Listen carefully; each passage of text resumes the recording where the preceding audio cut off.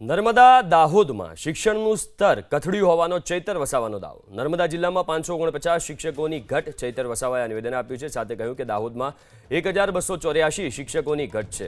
નર્મદામાં 145 શાળા એક શિક્ષકથી ચાલે છે। ચૈતર વસાવાએ નિવેદન આપ્યું।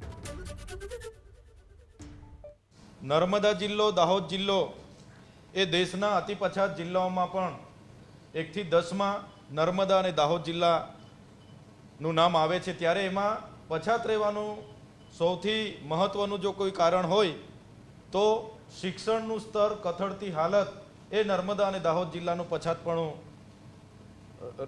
પછાતપણું રહેવાનું કારણ છે। આજે તમે જોઈ શકો છો નર્મદા જિલ્લામાં 549 શિક્ષકોની ઘટ છે।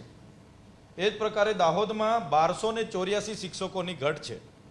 એ જ પ્રકારે પેટા પ્રશ્નમાં માન્ય મેં પૂછ્યું કે કેટલી શાળાઓ એક શિક્ષકથી ચાલે છે, તો નર્મદા જિલ્લામાં 145 શાળાઓ એક શિક્ષકથી ચાલે છે। હવે તમે વિચાર કરો, એક શાળામાં 1 થી 5 ધોરણ હોય, 1 થી 8 ધોરણ હોય, એક શિક્ષક કયા ધોરણને ભણાવશે?